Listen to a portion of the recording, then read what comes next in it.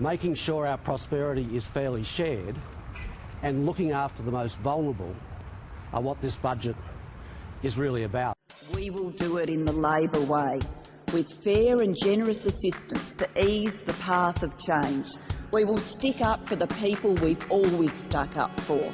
We will look after the families, we'll look after the battlers, we'll look after the pensioners, we'll look after the people who need that extra bit of help, the people who are doing it tough.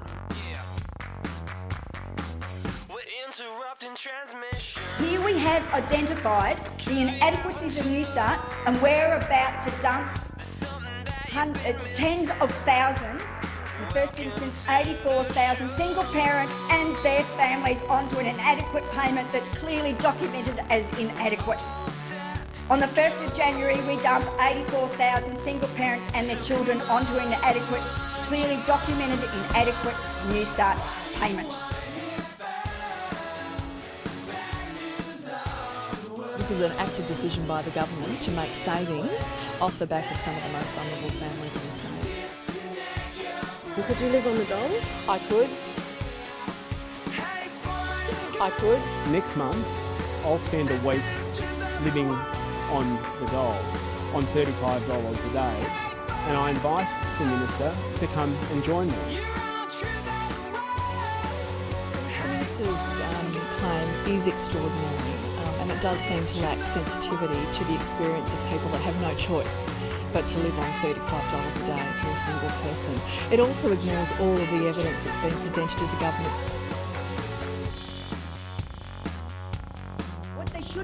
What they should have more carefully looked at is what impact a low rate of Newstart has on people and driving them into poverty, and what impact that poverty has and what cost to society that poverty has.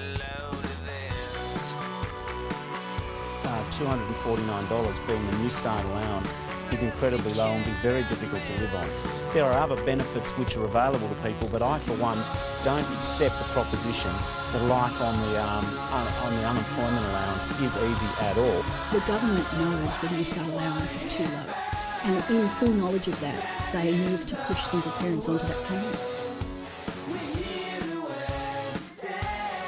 The current rates of Newstart and other allowances are inadequate. Let me say that again. Has found that the current rates of Newstart allowance is inadequate. So of course, we support that finding. The evidence we received was overwhelming that in fact Newstart is inadequate. Where we have concerns is that the committee then didn't go on to recommend the most obvious recommendation, which of course the Greens have done, which is Newstart needs to be increased. Newstart needs to be increased by at least $50 a week because it is inadequate.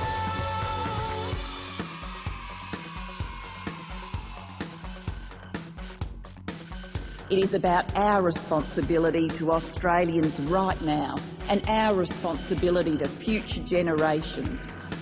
I know that many Australians are worried. Tomorrow, the facts will be laid out there for all to see, and they will see a very different story to the one our opponents have tried to tell.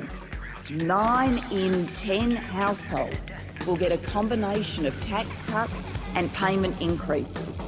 Most people will find that when it's all said and done, they are not a cent behind, and many will come out ahead. Millions of households struggling with tight family budgets will get an extra 20% safety net.